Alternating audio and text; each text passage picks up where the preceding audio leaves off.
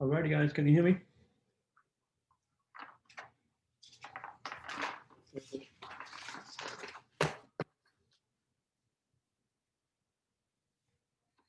have a few minutes here before we get started. Are there any questions?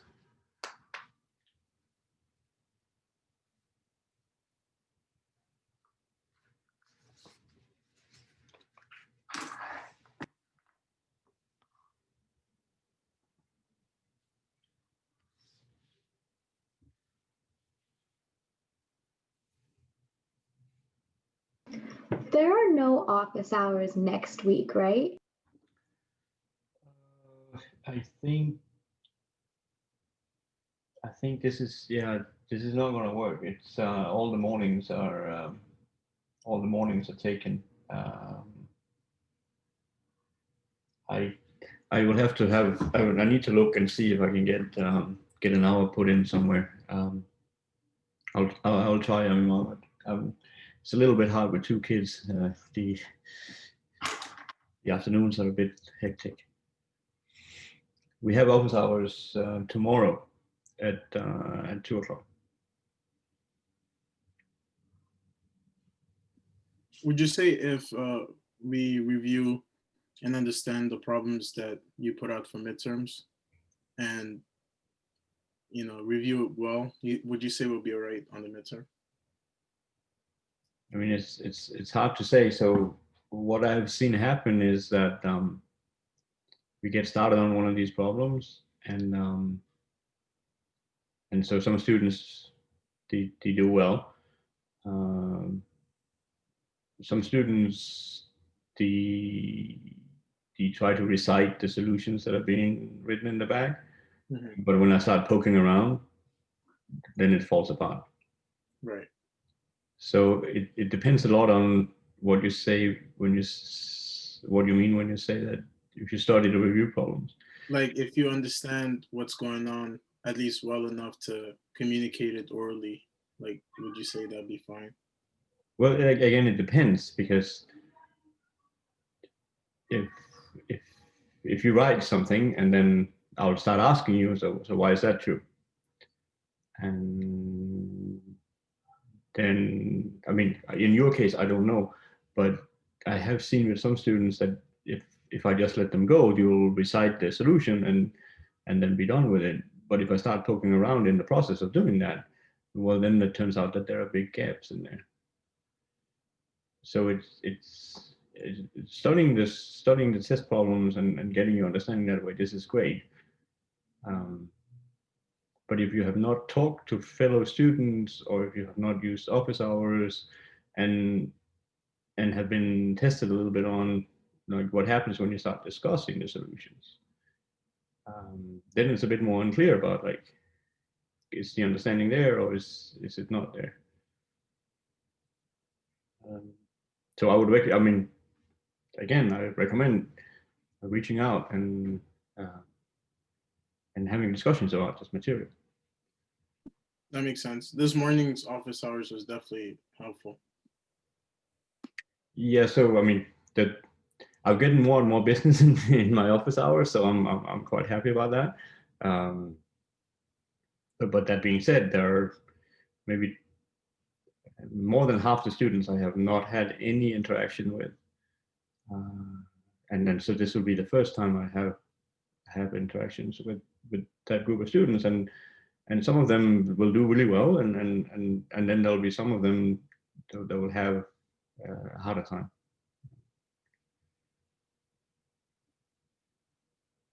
Thank you. That makes sense, sir.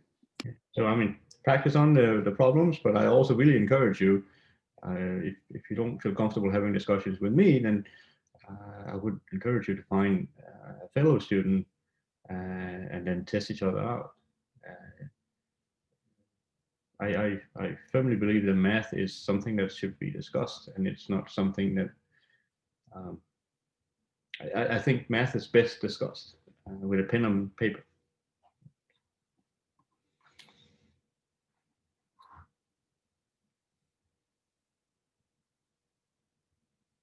Are there more questions or comments?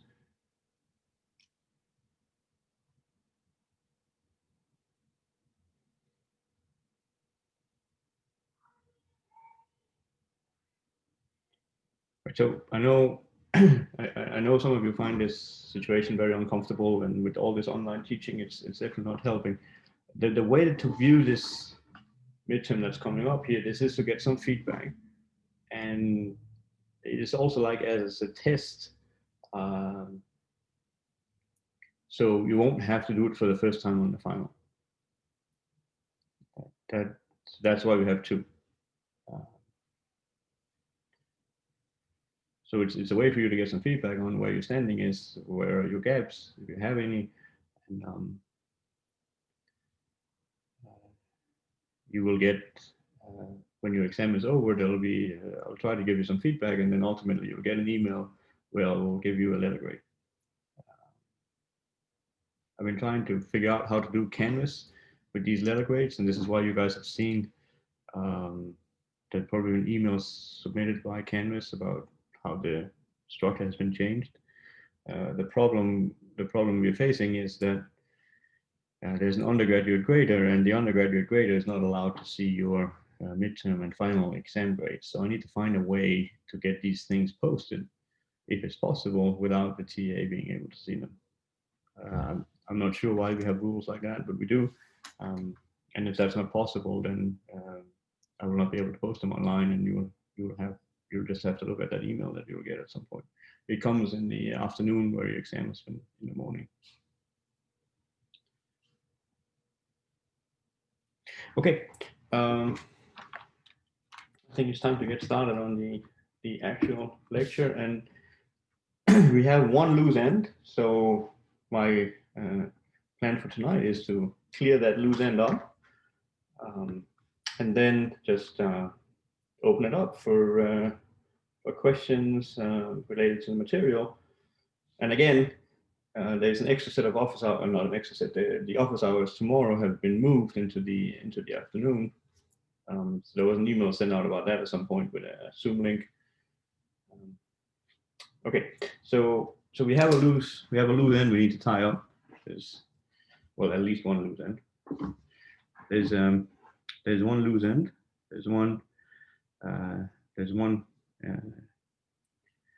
result on these radionicotine derivative processes. So we denoted them by Zn. It can be like that, or it can be like this for some in. So what we're given is so we're given a measure. We're given a measure Q, say, such that if I measure such that if I measure set A with the measure Q, I do that simply by integrating the radionicotine derivative with respect to P, and I'll do this.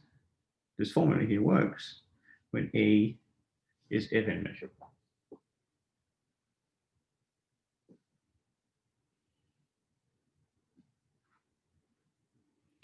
Right, so some properties, some examples.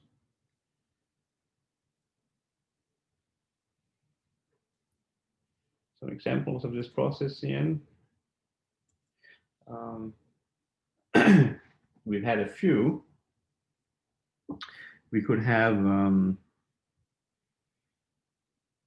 the multi-period binomial model.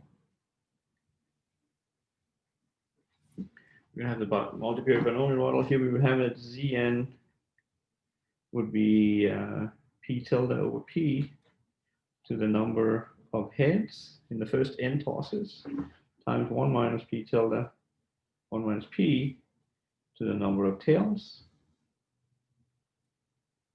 So we have where the number of heads, this is equal to the number of heads in first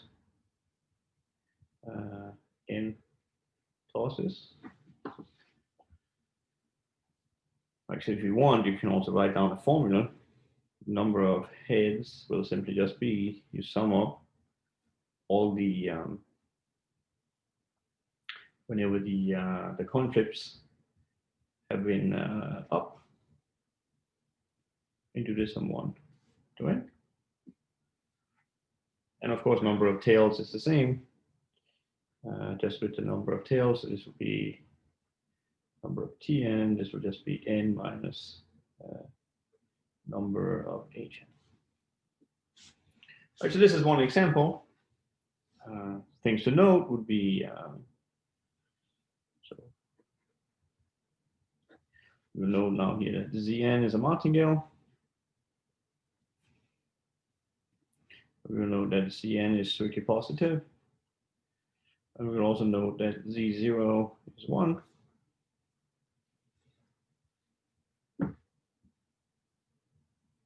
So that's an example we have worked with before. Keep in mind, if I'm writing stuff that's not clear to you, now would be a good time to ask me to elaborate or clarify one of these points.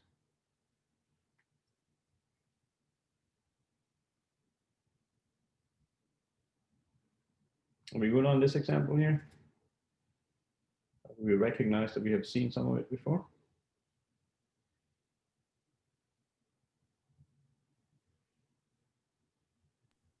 Yes. Yeah. Another example, and this has been discussed.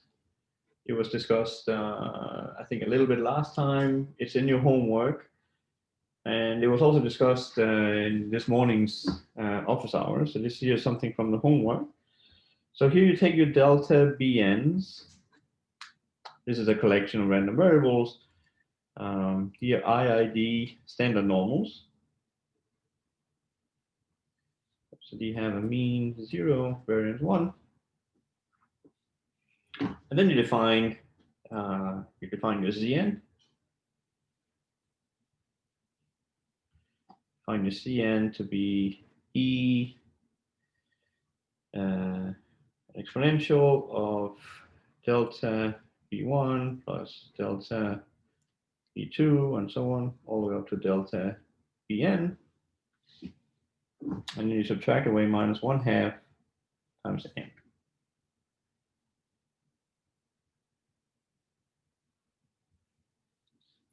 So again, we see that this Cn is a martingale, strictly positive, and it starts out at 1.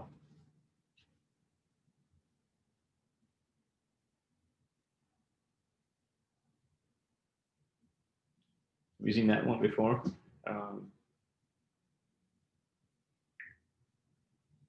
Maybe a third one.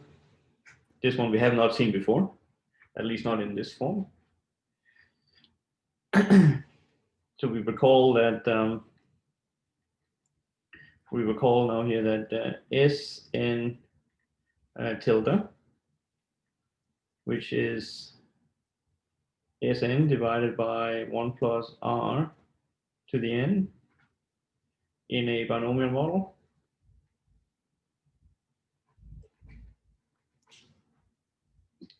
We recall that the discounted stock price is a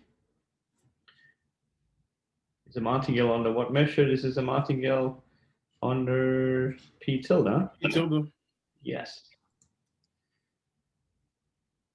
Hey, so now how do I get a martingale? And it's positive, right? Sn positive, 1 plus Rn positive. So it's a martingale, it's positive. We just have to make it such that it starts out at 1. Okay, so if I look at Zn, Cn would then be what? It would be S n tilde divided by the initial point. The initial point, there's no difference between a tilde and not a tilde. So it'll just be S0. This is again martingale. It's really positive. Starts out at 1. All right, so up here, what we have is this guy here. This is a martingale. This is under P. Right, this is a P martingale. Right, so that's the P we have here. And then it gives us this new measure. So here we have the martingale property. That process in here is a martingale under P. Okay, so this is again, where's the martingale property? This is a martingale under P. And down here, this is a martingale, but this is not a martingale under P. This is a P tilde martingale. Right. So in the last example, what we're looking at is Q of A is equal to an integral over A of this Cn dP tilde. What we're looking at here is Q of A is an integral over A Cn dP. And what we're looking at up here is that Q of A is an integral over A of Cn with respect to P.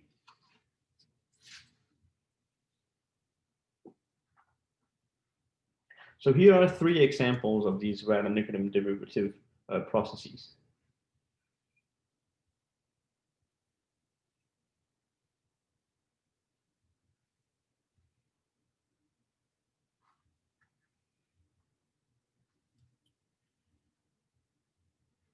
Are there questions?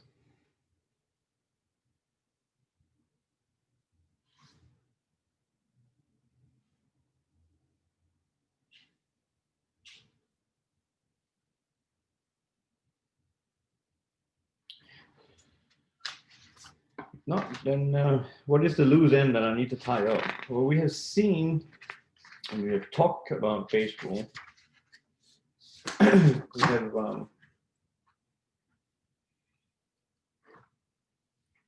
like we saw, or we have seen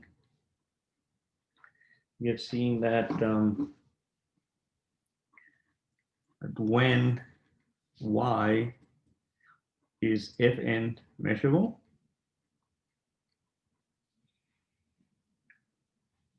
so it's, for example, so just to give you an example, a situation where I have seen students be tripped up a little bit. You're doing a calculation, and at some point you will use the word measurable. This is in your old exam I'm talking about now. Very likely you will start your problem, and then at some point either you will say the word measurable, or I will ask you why is that true, and then the answer is because something has the right measurability property. And then I'll ask, so what does that mean? So when you see stuff like this, for example, in the solutions of these 19 problems, make sure you know what it means for a random variable to be Fn measurable. Right, so if I'm asking you for what does it mean to be Fn measurable, then one answer I'll see students give is that, well, it means that Yn is known at time n. Okay, that's the intuition. The answer I'm looking for is that you say, if I look at the set y less than y, right? And remember, this is simply just shorthand notation for those omegas such that y of omega is less than y. What it means to be measurable for a random variable y. Subset of the sigma algebra. It's not a subset, it's a set, right? It belongs. Oh, an element. It's an element in Fn, right? This here has to be true for any little y that you can think of. Right, so that's what I'm after. If I'll ask you, what does it mean to be measurable? So if you have a random variable y that is Fn measurable, that means that this thing here is true. Well, then, if I am to compute the expectation under this measure q with that Radon-Nicolin derivative that we had from one of these Radon-Nicolin derivatives we had on the previous slide, I would write y here. Then I can relate expectations under q with expectations under p. And the way I do it is I need to check for where y is measurable.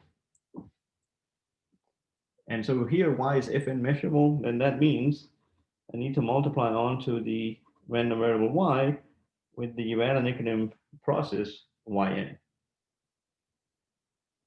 Then this is true. I can compute expectations on the q by computing expectations on the p, but the price I'm paying is that instead of looking at the random variable y, I need to look at the random variable y times this Radon-Nicolin derivative.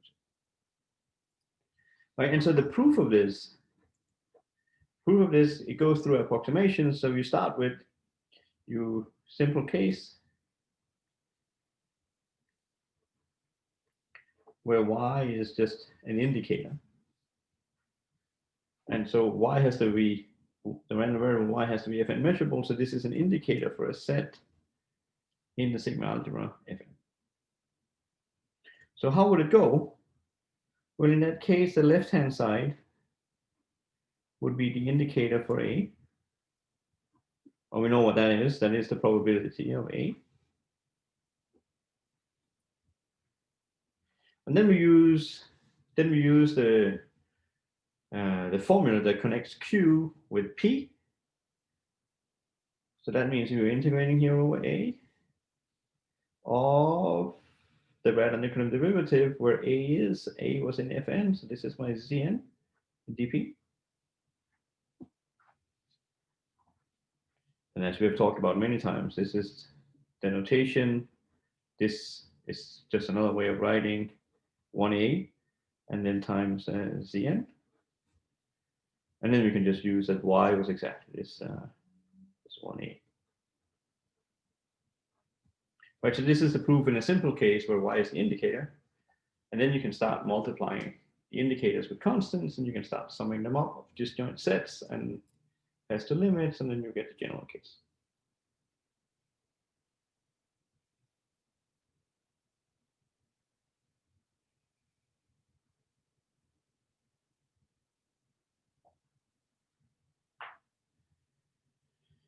So I think in the homework, there's an application of this. So there's an example in the homework.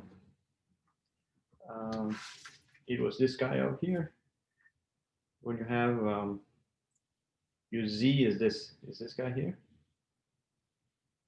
And so what you're being asked to compute is, for example, if I am to, so this is the homework example. You wanted to compute the expectation of, say, Bn. What is that equal to?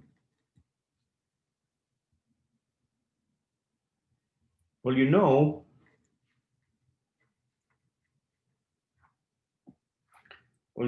that if I compute the expectation of Bn under P,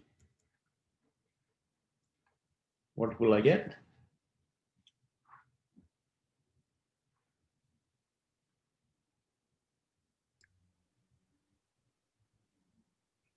the integral of So maybe I should write explicitly here what I mean. What I this sum here. This is what I'm calling B. So if I'm to compute the expectation of Bn, this amounts to computing the expectation of a sum. What is the expectation of each element in the sum? Maybe n, right? No. The expectation. Oh, it's 0. That's right. And then it'll be 1. Wait, Which one are you computing? You're computing the variance, right? Because they're all independent. So the variance is equal to the sum of the variances. You have n of them. Each one of them has 1 invariance. So the variance is going to be n. The mean is going to be 0. 0. Yeah. I remembered for variance, maybe I'm misremembering, but I remember like you square things when you added up variances, or am I not remembering something correctly? If I'm looking at the variance of delta B1 plus delta B2, this is equal to the variance of delta B1 plus the variance delta B2. And then what else do you need? The covariance. How many? 2? 2. Between two of them. Yeah.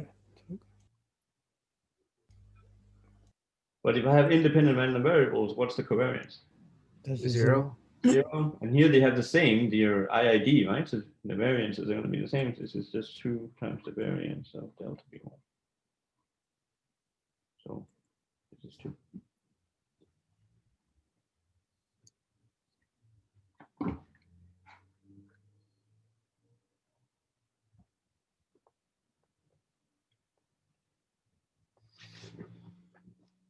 I was talking to the, right, there are 2 versions of this class that you guys are in, I'm sure you know.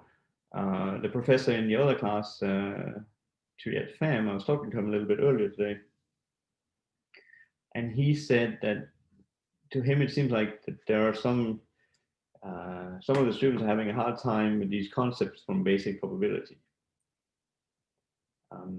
How do you relate expectations to integrals? How do you relate variances to, like, how do you work with the sum of variances, like what we're seeing here? So if you're rusty on some of these concepts, or if there are gaps there from classes that you've taken before, please come forward, and so we can try to get some of these issues resolved. Like, so the variance of a sum is equal to the sum of the variances, but you have to correct it with the covariance. And then the reason it works here, it works really well, is because we have this assumption that the IID, so identically distributed and independent. Like, identically distributed means that over here on the right hand side, you cannot have an n. Like, so for example, I think it was Ibrahim who said the n down here. If I ask you a question, are the BNs IID?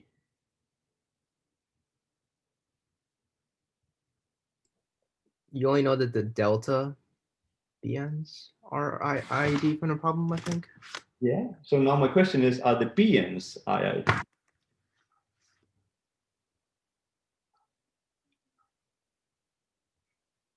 I mean, don't we get the BNs from the deltas? We do. So wouldn't it follow suit that it is IID? Or am I wrong? Well, look at the distribution of them. The means are 0. The variances of Bn is n.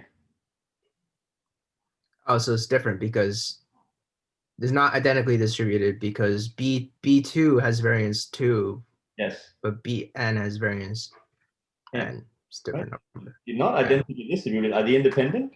It would have to be a normal 0, 1 to be IID. No. No. You could be. No, I'm saying in this case, right? That you're asking the question. So again, my question is, are the BNs IID? You No. said no. No, because, for example, you have variance that depends upon n. So you're not IID. Then I could ask another question. Now we're getting off. What about are the independent?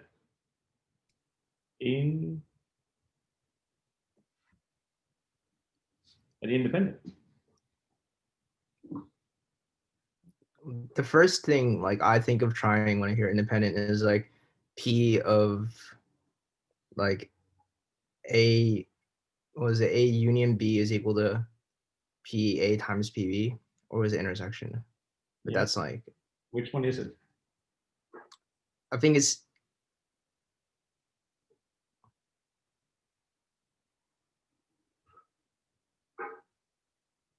I don't I don't remember. Okay, so be careful with this, right? Because this is one of these things that if you start saying independence, and I will start asking you, so what does that mean? Then we have to have like an answer for that. And the correct one is you do the intersection. Okay, so that's the definition of being independent, and that's fine. You can always use the definition to check something like this.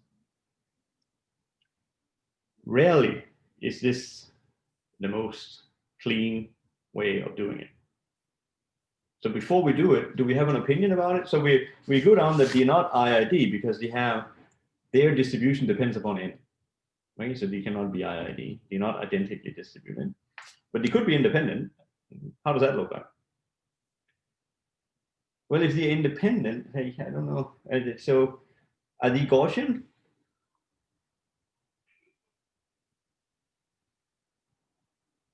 Well, they're distributed normally with mean 0 and variance n. And why do you know that they are? How do you know that they have that distribution? You know that they have mean 0 and variance n. How do you know? Oh, because isn't the sum of, or is the sum of normals normal? Yes, that's right. There's a property with the normals that when you multiply by constants and you add them up, it stays normal. So if they were to be independent, what would their covariance be? 0. 0, right? Because so if, and this is a big one, if so, the covariance b1 times b2 should be 0.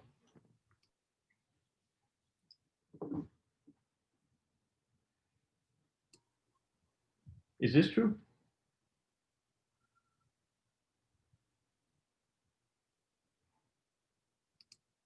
Timon says no. I like it.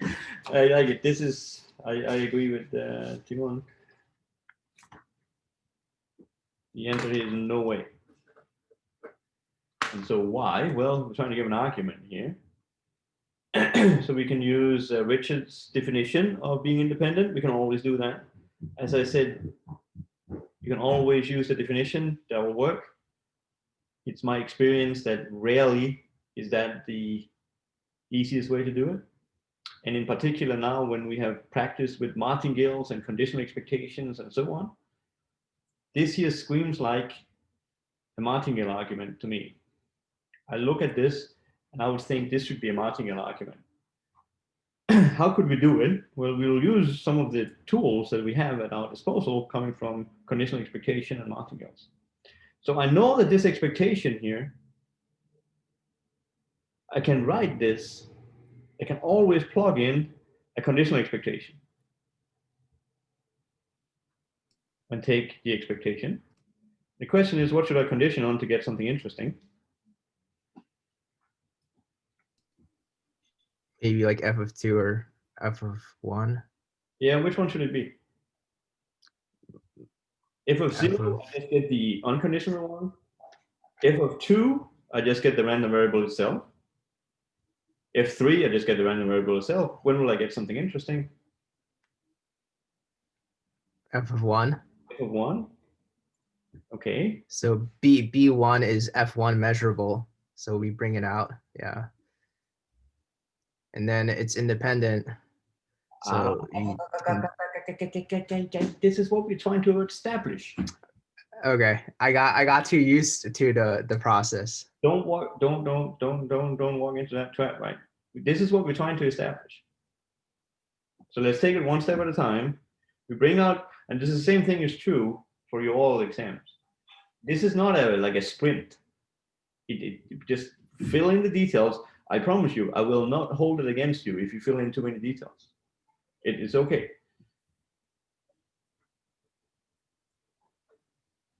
So we pulled out the thing that was measurable and we start with this one.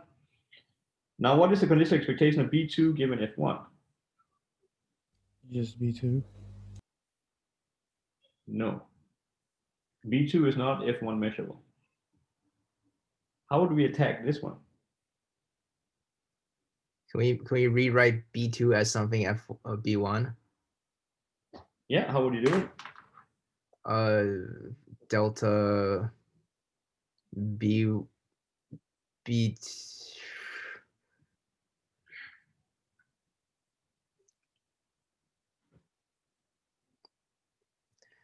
Right? Is this situation we've had a number of times? Yes, Rohan, we do the deltas. I'm just going to keep B1. Remember, B0 is just 0, so I'll skip the delta on this one. You can put it in; it's perfectly fine. Okay, so you just add B1 to. Oh, that makes sense because the minus B1 cancels with the plus B1. And you Right. get B2. So Okay. now we have that thing. So now what are we going to do? We have the conditional expectation of B1 plus delta B2. What can B1 do? Well, the conditional Move out. B1 outs. given F1 is equal to, Oh, linearity. okay, so we'll use linearity. So this will be E of B1 given F1 plus E of delta B2 given F1. Okay. So what's the first point? Wait, is it B1 plus? I thought it was like B1 times like that. It's time, so multiplication.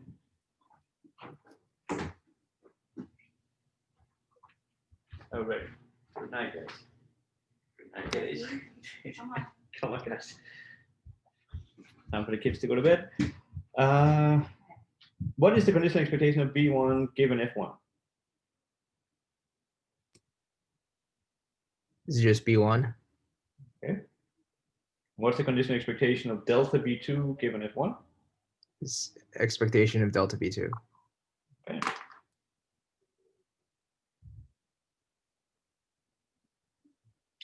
And what is that equal to?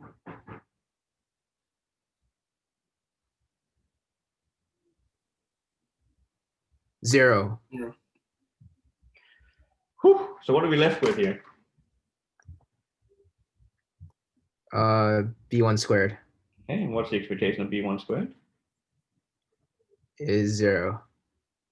Ah. What? Wait, Random variable squared, man. There's no way this gives me 0. What is the expectation of B1 squared? I'm not sure about this one. You have it right here.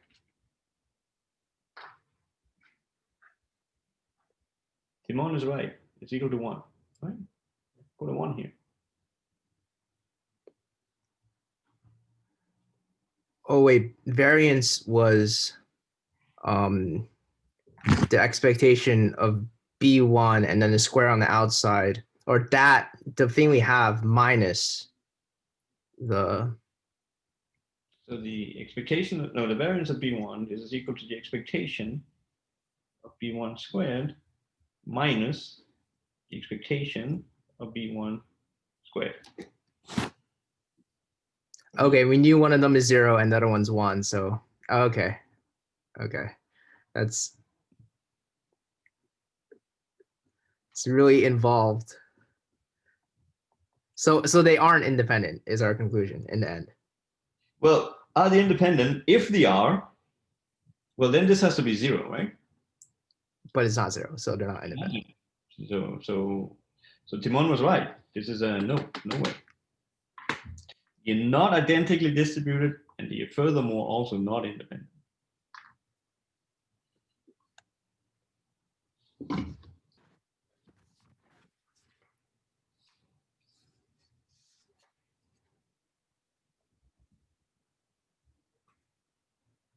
This was quite a detour. So we have here that the deltas, DIID, but not the sums of them. That won't work. Okay, so we're getting closer to cleaning up the last bit of the. Right, so this was, no, we haven't settled this yet. Yeah, we're still there, right? So we figured out now that the not IID, right? BN, not IID, but we still have not figured out what this expectation over here is. We haven't figured this one out yet, but we can use the lemma, maybe. If I am to describe the distribution of a random variable, I have a number of things at my disposal. I can compute the mean, the variance. This will give me an idea about what kind of a distribution I could look for. I could compute the density, if there is one. I could compute the moment generating function. I could compute the characteristic function. I could compute all these things to describe the mean and the variance. To describe the distribution of the n. How do we compute what this thing here is? Well, one way to go ahead and do it is we could, this is just asking for the mean. We know what the mean and the variances are when we're on the P, but we don't know what they are on the Q. And so to get going on this, what we will do is to invoke this observation we had up here. And so let's do that. Say that we look for the characteristic function. If I am to look for the characteristic function, I will look for something like an exponential of t bn on the Q, right? Because we already know, what is it? We know if I compute it under P, et bn, I know that this here is equal to 1/2 t squared n. Wait, Professor, I thought the characteristic function had like an I Yeah. in it somewhere. I know students don't like the characteristic function so much, so I'll just do the moment one. Oh, okay, mobile.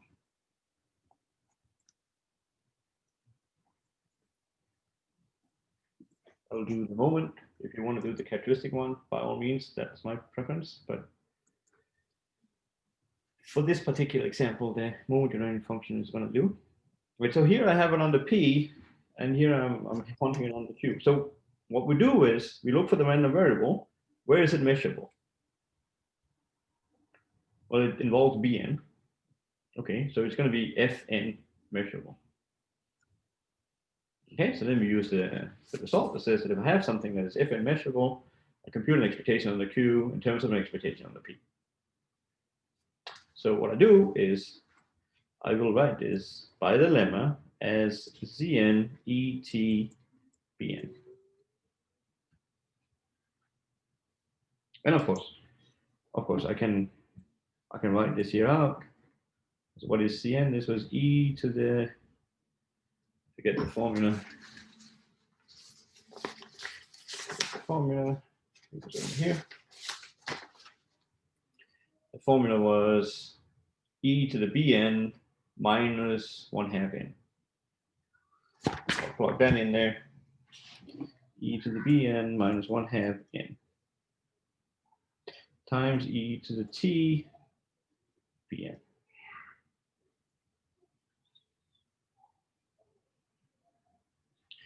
There's a question from Rohan.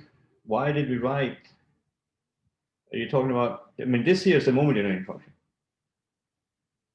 This is the moment generating function for bn. It's this guy here. So if I want to know the distribution of a random variable, I can calculate the moment generating function. I can also calculate the density if there's such a thing. I can calculate a bunch of things. I like the characteristic function as was being pointed out, and to get that one, I'll have to put an I here. Let's just do this one for now. Okay, so what we can do now is we can combine terms. I can pull out, for example, e to the minus 1/2 n. Then I'll have e, and then here I'll have 1. I'll have 1, what would it be, plus t times bn.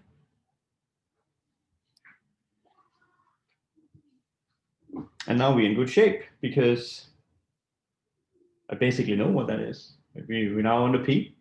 We're now on the p, and I know what this object here is.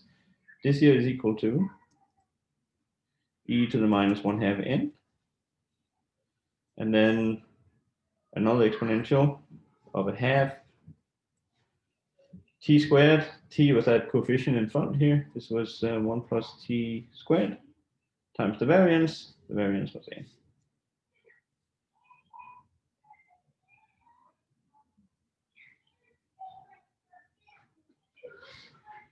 And now we can simplify a little bit. What we will have is there'll be some of the n's here will cancel out. I'll get e to the 1/2 t squared times n, which is what I had up here. But there'll be one more term. There'll also be plus, what will it be? I'll get 2t here times 1/2, that's a t times n. Okay, so that's different. Up here, there was no tn. Here there is. So if this is my characteristic, this is my moment generating function on the q, I can say that bn has a distribution on the q, which is what?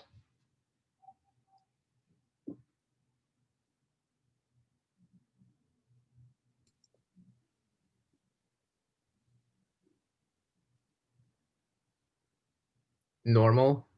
Yep. Mean and variance, please. Is the ooh, I feel like my fundamentals are too weak. Somehow you can read it from the result of the moment generating function. Somebody said something. Can Is it n and n? yes. Yes. There you go. Right, so now we can answer the question. This is the mean, this is the variance. Right, so the expectation under Q of Bn is equal to the variance of Bn under Q. This is equal to n.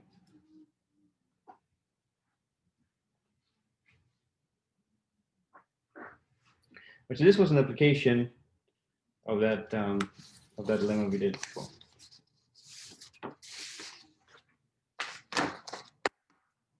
Wait, how do you know that the expectation was equal to the variance? This is the expectation. Oh, okay. Sorry. Yeah.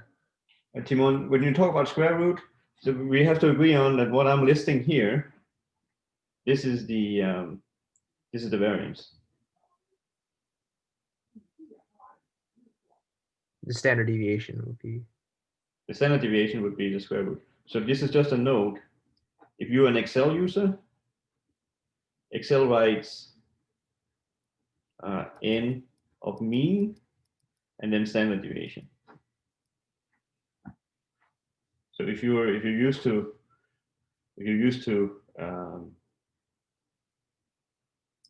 Excel, maybe you'll have been used to this second entry being a standard deviation. So for me, it's mean and variance. don't worry, if you write this stuff next week, I will just ask you to clarify. Like, so what do you mean by the second entry? Is it the standard deviation or is it the variance? Like the standard deviation is just a square root.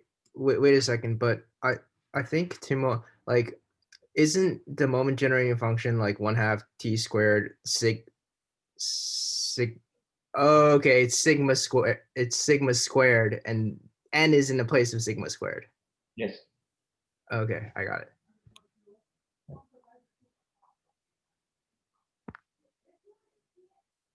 Hey, Professor, can you clarify something? Yes. I'll try. So you kept saying under P, but how come you didn't put P like on top of the expectation compared to P? I can.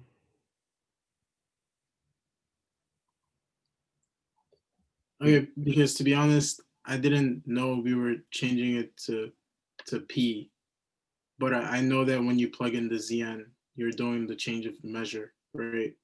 So it is not custom. So you can, but it's not custom.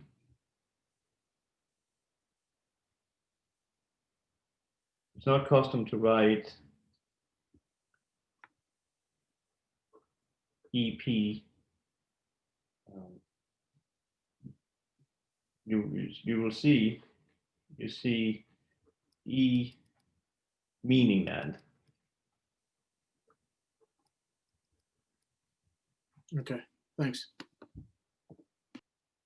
This can get really, really confusing because what we're playing with here are two meshes, right? So we have a Q, we have a P, and that's it.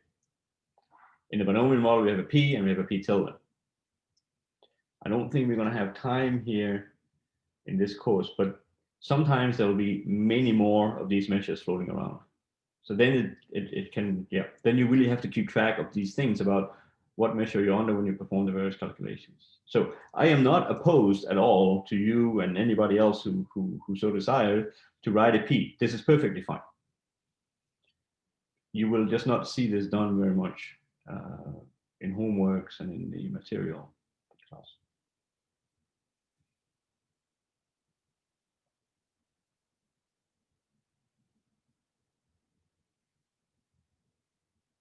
Are there other questions or comments?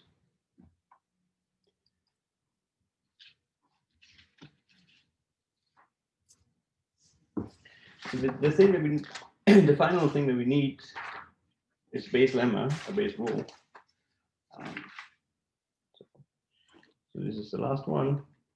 This is base rule. I think there's a question in the chat.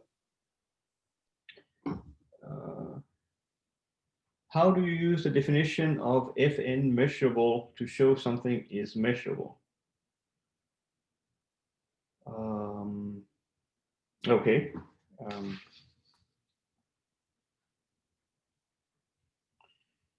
Yeah. So this is going to take us on a little bit of a detour. Let me try.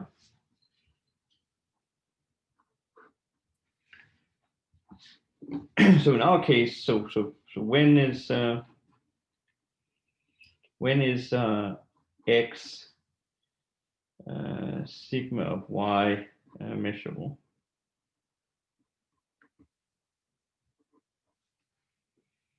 So we have a random variable, and you're asking when is it measurable?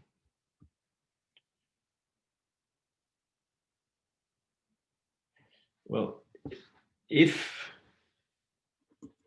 you can find a function f from R to R, Borel measurable, such that x is equal to f of y, you will have that x is sigma of y measurable.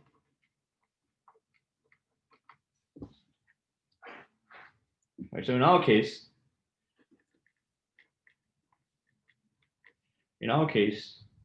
you will have Fn is equal to the sigma algebra. What was it generated by? B1 b2 up to bn. So then you say that x is fn measurable if you can find this function f that goes from here, it will be rn to r, such that x is equal to f of b1, b2 up to bn.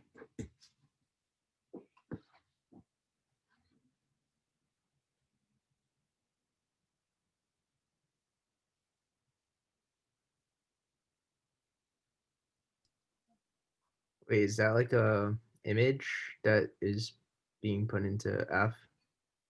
Like B1, B2, like a set? No, those are our random variables, right? The ones we had from before. Right, but I mean, like, what? But we're putting a list of random variables as input into F. Yeah. And so, for example, you could have that f of x1, x2, x3 up to xn. This could be, I don't know, it could be the sum.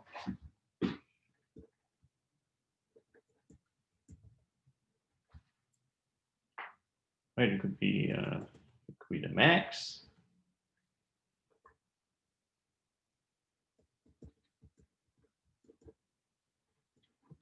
It could be the product. All of these will work.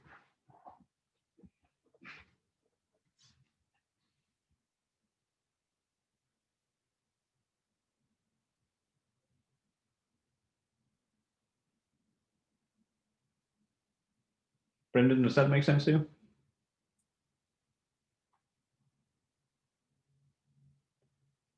Okay. So let's see if we can finish.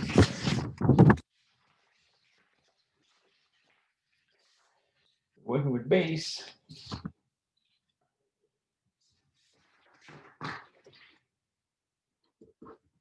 We're working with base, so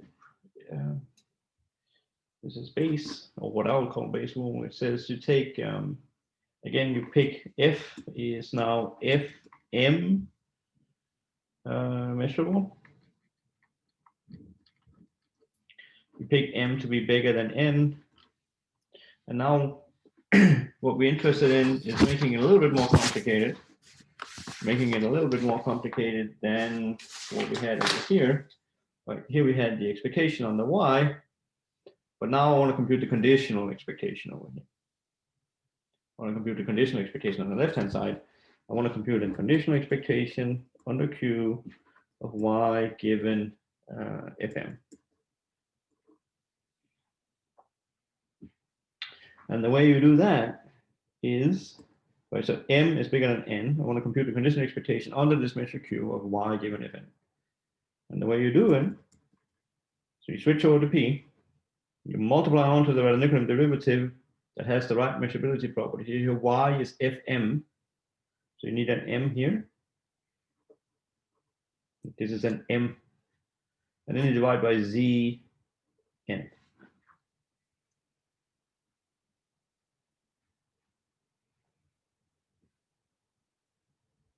And you need the condition. You can't throw that away.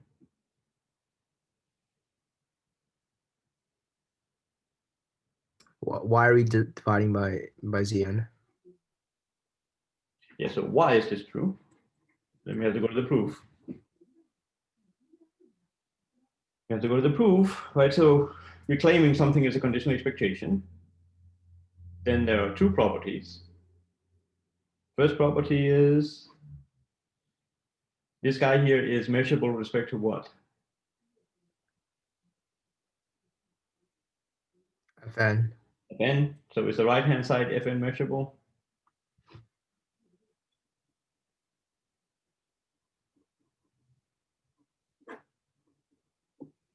Well, this is a conditional expectation given Fn. So that is by definition, the bottom part, Zn, well, that one is too.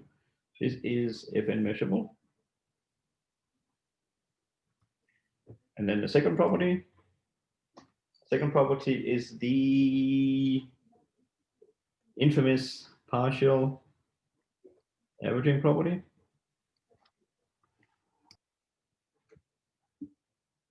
Right, so we're conditioning on Fn, so we need to pick a set.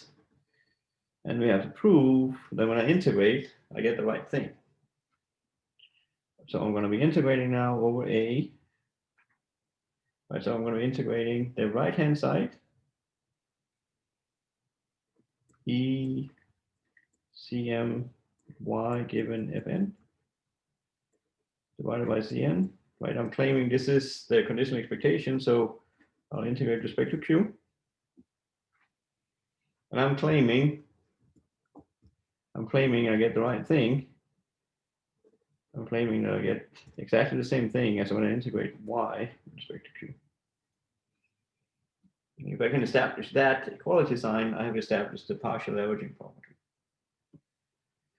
So let's work that out. Let's work out what's on the left-hand side.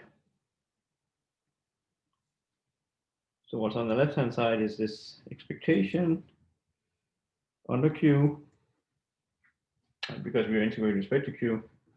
This is the expectation under Q of the indicator for A, the expectation of C M y given Fn divided by Cn.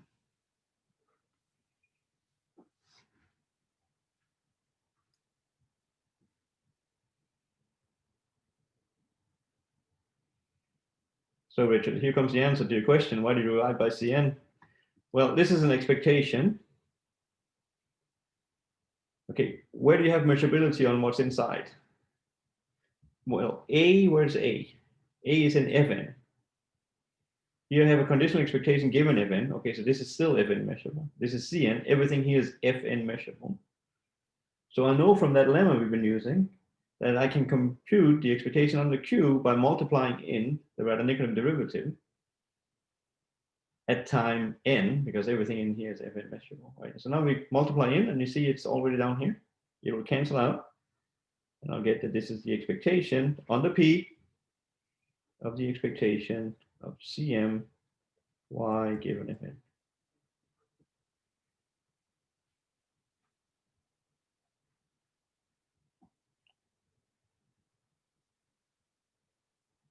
So this was the previous lemma we used here.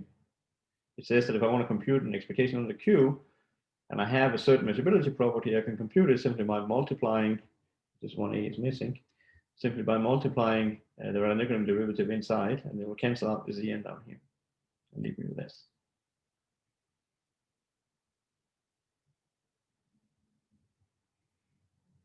So does that look like this? Well, almost. We have one A out here. Again, A is inside Fn. So 1A is Fn measurable.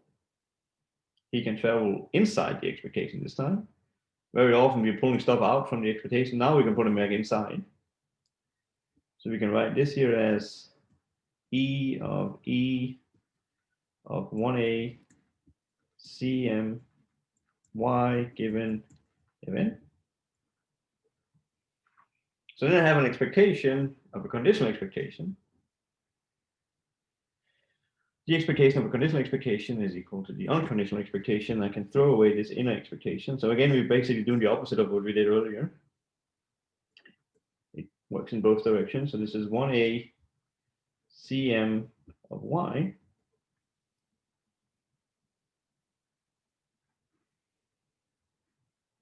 And then that's just integral. And then this here is the same thing. I can reabsorb this guy up here into a change of measure. I'll get that this here is an EQ of 1A of y.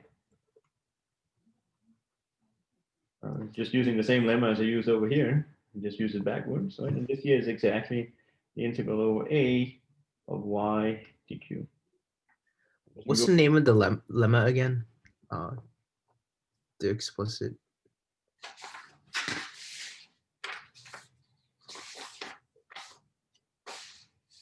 Well, it's this property here. Okay, I'll look it up. We also did it last time. It's on page 3. Okay, so that took us back and forth. Hold on, Professor. Yeah. For the second equation over there, is that z? Oh, is that zn, right? This is Cn. Okay. This is Cm. So how do you pull inside? Pull the zm over there outside? Is it Here? yeah from there to the equation down there? This one? Yeah, you pull the the dq over dp inside, right? No. No, here I'm just rewriting this integral here with respect to q as in this expectation form. Okay. Yeah, this Cn here is outside, so I should make that more clear, right? This is being divided by. Oh. It's not inside the expectation. It could be though, because it's already Fn measurable. So you can write this here as if you want, you can write this as Cm divided by Cn times y given Fn, right? Because this thing here is Fn measurable. Okay. You can do that if you want to. All right. Thank you.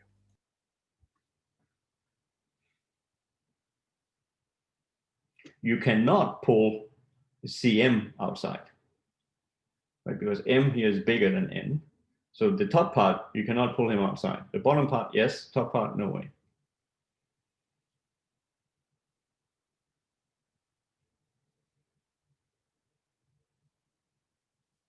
And so why is this useful? Well, it's quite useful because, well, maybe we should return to the example from the homework. Maybe we should return to the example from the homework that we've been working with all night.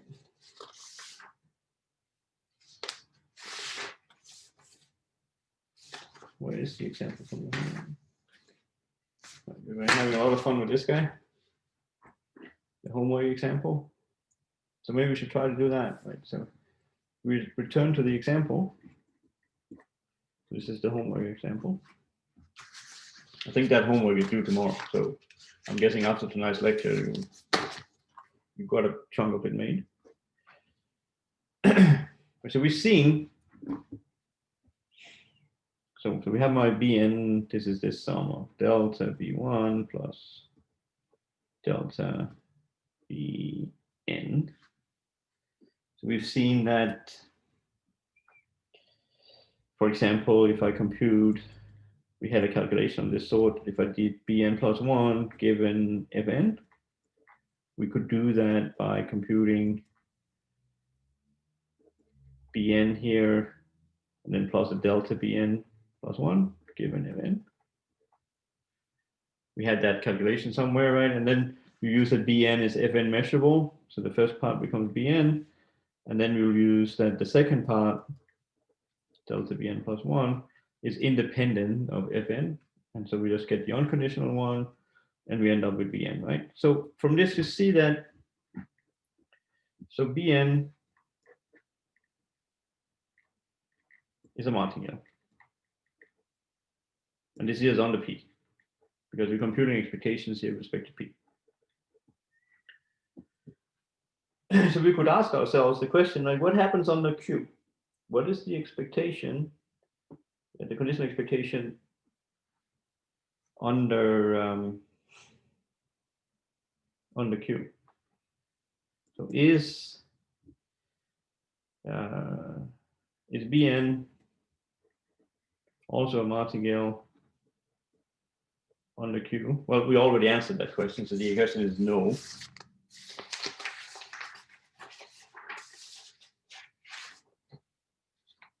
Page 5, I think.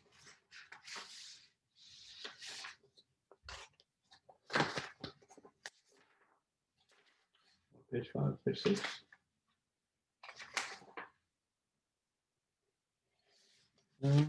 What do you do on page 7? No. Find it.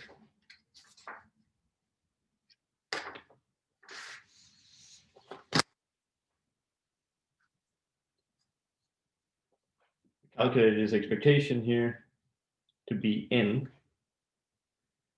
So So the answer here was no. And this was computed that the expectation of Bn was equal to n. So can we adjust Bn to get a martingale?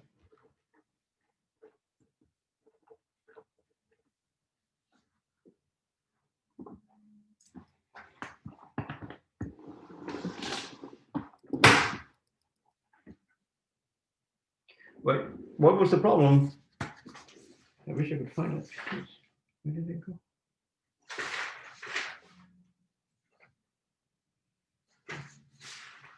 But we proved that it had the mean to be n. Wait, Professor, if we wanted to show that Bn was a martingale under Q, we would need to show that E of Q Bn plus 1 Yeah. given Fn Yeah. gives you E of gives you Bn. Yes. But that's false, right? Because we proved that on the Q, the mean is n. So that means that the expectation grows on the Q. Right? And if it was a martingale, it should have constant expectation. Right, okay. So it's not a martingale. Any I guesses? gotcha. Any guesses on what kind of a gale it is?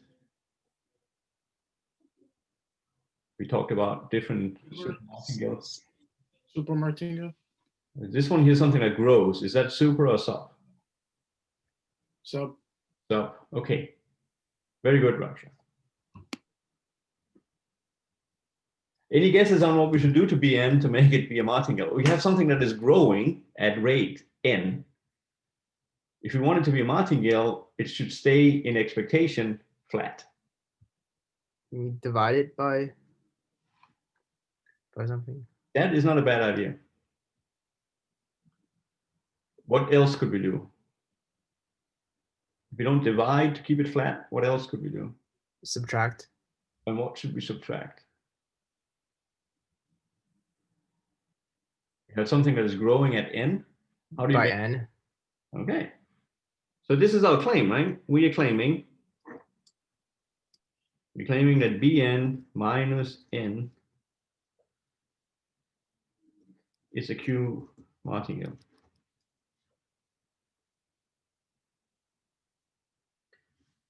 At least it has constant expectation on the Q, but that is not the martingale property. The martingale property was what was mentioned just a bit ago. So we need to calculate.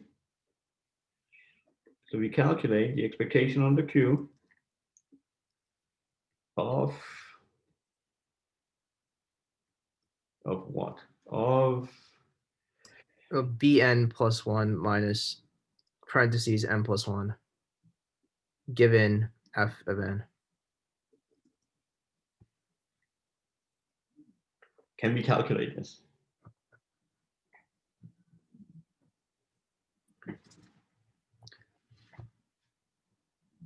So could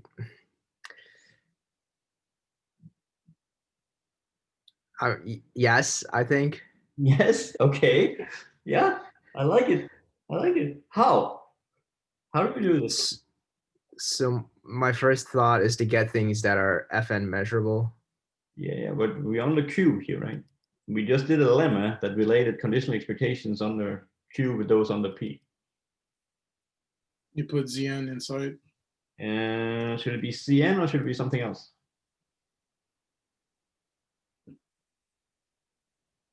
Not sure. Zm? Check where it's measured. There's no M. No m, okay. Where is it measurable? Zn plus 1. Yes.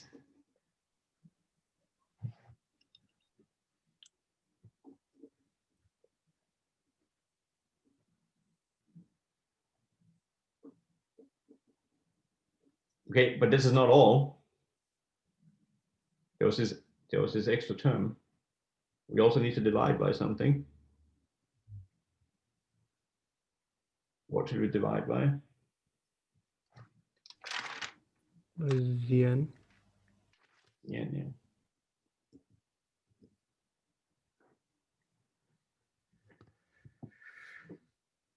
This was faithful.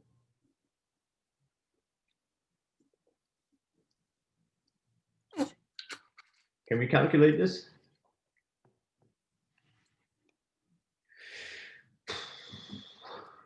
Can we just do the same thing we did for like the example before? Maybe we should start by looking at the ratio here. What is, so let's just do a little calculation here. So what is Cn plus 1 divided by Cn? And that's what we find here. As you talked about, this Cn here can travel inside the conditional expectation because he is measurable with respect to Fn. So what's the ratio there? Well, the top part was E of Bn plus 1 minus N plus 1. Bottom part was E Bn minus N. What is left when we perform this calculation here?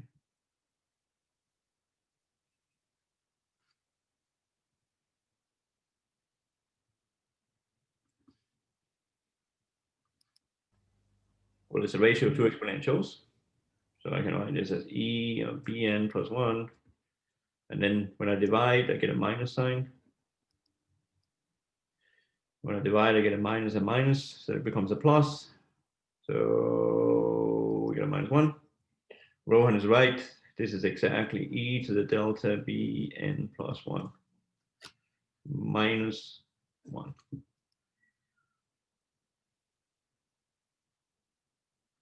So we start by doing that. Plug that in over here.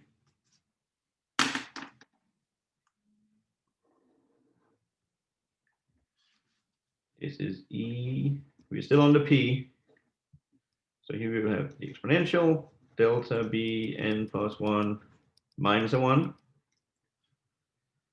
times, what should we do with our Bn here?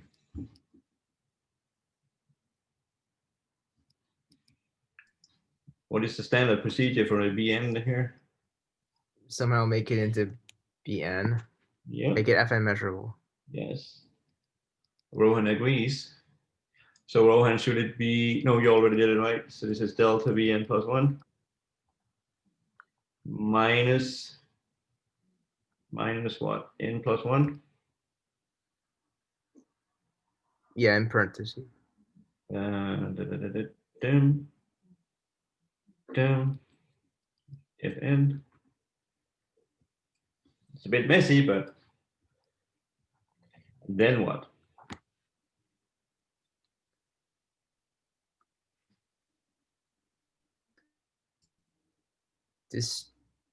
Distribute the, oh. Ooh. What do we have left here?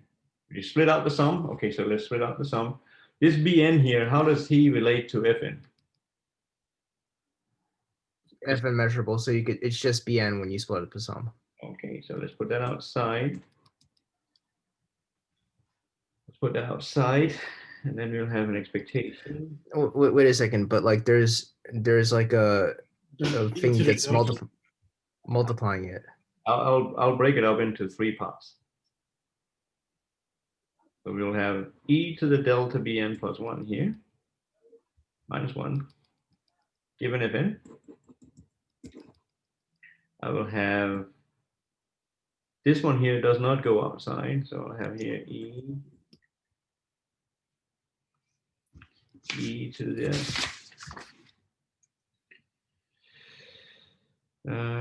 e delta Bn plus 1 minus 1 times delta Bn plus 1 given Fn plus, no, minus n plus 1 e to the delta Bn plus 1 minus 1 given Fn.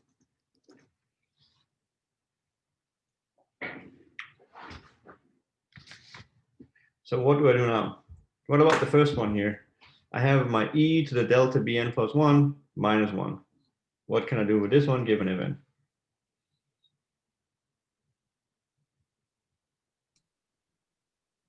you could bring the negative e to the negative 1 outside, and Sure. then you could. Then is it in the? Yes. Well, how does this relate to that? You could bring the e to the bn. Oh, is it? It's independent, it- right? Independent. So what happens to the conditioning part? It just goes away. Condition drops away, so it's just the expectation. Yep. And what about this one? It's also independent. And this one? Same thing. Same thing. Yeah. All right. So what's the first one? Expectation of exponential of delta bn plus 1 minus 1. What is that expectation? E to the minus 1. You have a minus 1 in here. So this expectation is equal to. So I agree with you without the minus 1. I agree. So now with the minus 1, what does it get?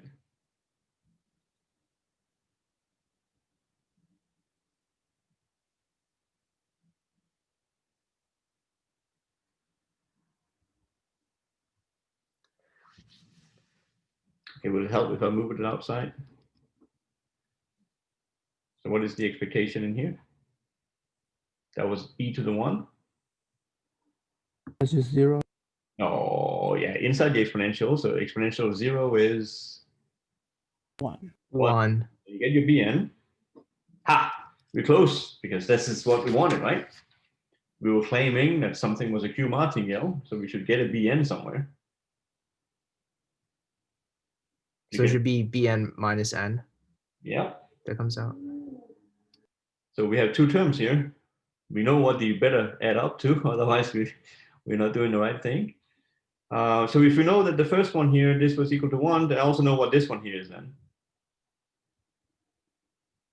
Because it's the same deal. This will be, this expectation in here will be the same as the top one.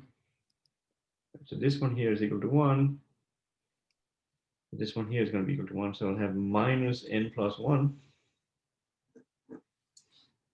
What about the middle guy? What is he equal to?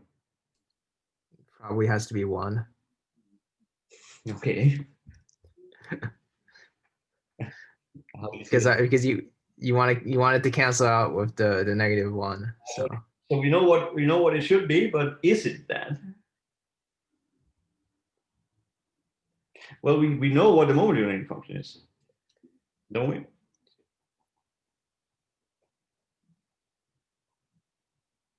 because it's normal. Wait, is this still normal? Well, you're on the p, so this is normal. So Yeah. if you want, we can put the minus 1 outside again. So this is minus 1 out there. So recall that I have e t delta bn plus 1. This was equal to e to the 1/2. What was it? It became t squared. Yes.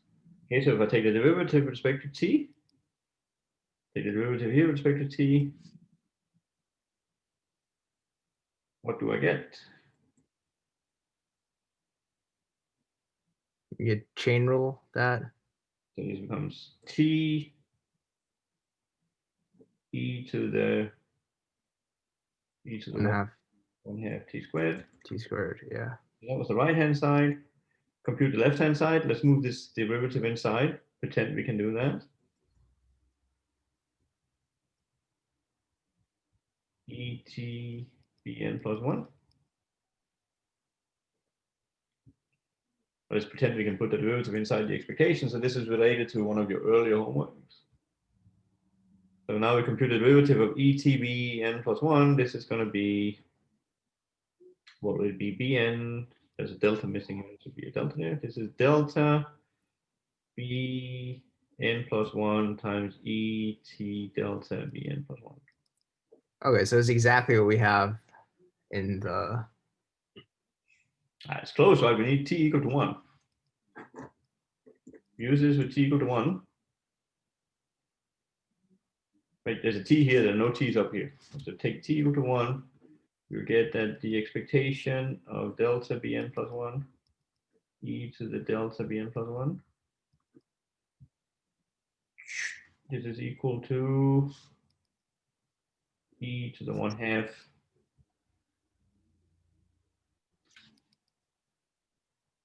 I feel like we're missing something somewhere. Did we mess up somewhere? Yeah, we messed up somewhere. Okay, where did we mess up, guys?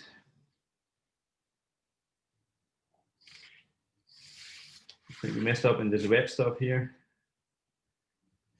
Is this really the formula for Cn we have here, or is the formula for Cn something else?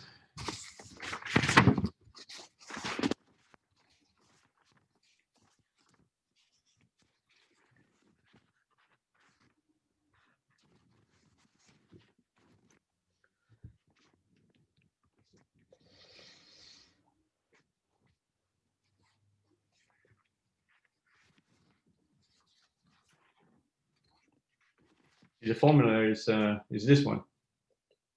Cn is minus a half. Rohan is right. There's a half missing, guys. So this changes a little bit. We need to divide by 2 here. We need to divide by 2 here. We need to divide by 2 here. And we need to divide by 2 here.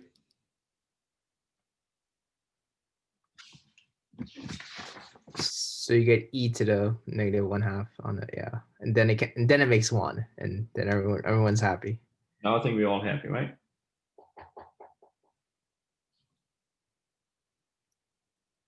So it is a Q martingale. We proved it. Just make sure I get all the terms right this time. So we get down to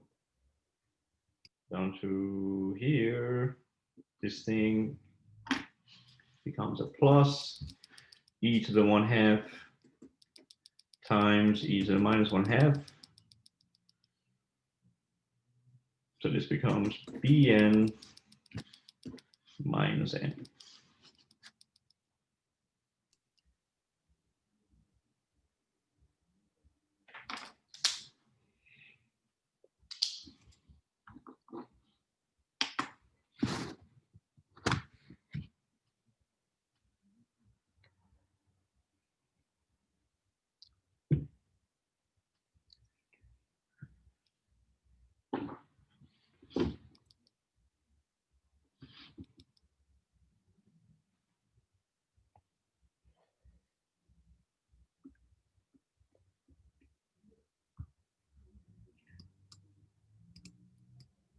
So we've been doing, I've been trying to do more examples here the last couple of times. This was one of the things that you guys had asked for. Basically, what we've done tonight is one big example from the homework.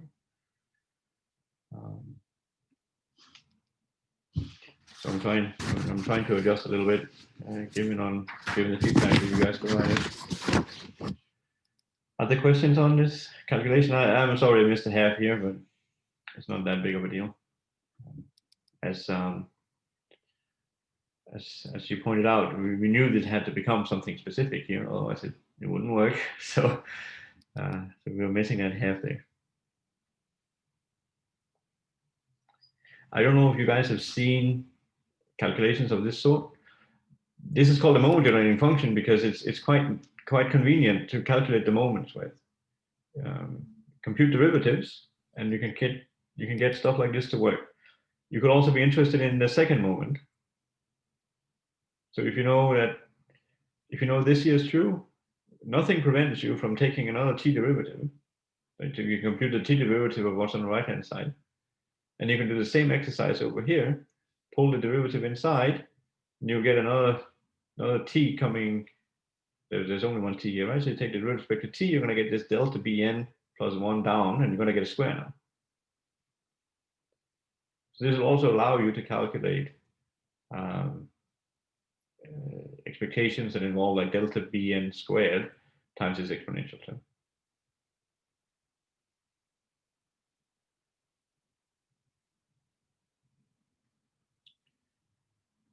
Are there any other questions or comments? Otherwise, it's time to call it quits for tonight.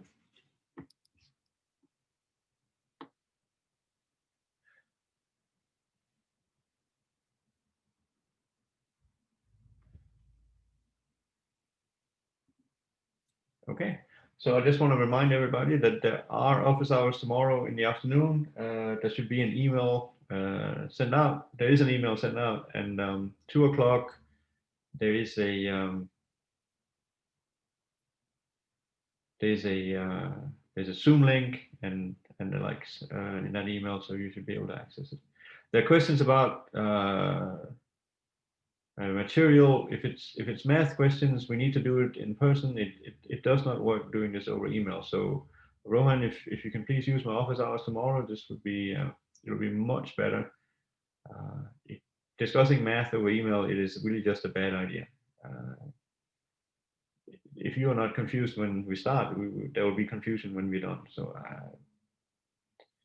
I have sometimes given into this policy, and it has backfired every single time. So please use my office hours so we can have a discussion. We can make sure that I'm not creating more confusion as we go along.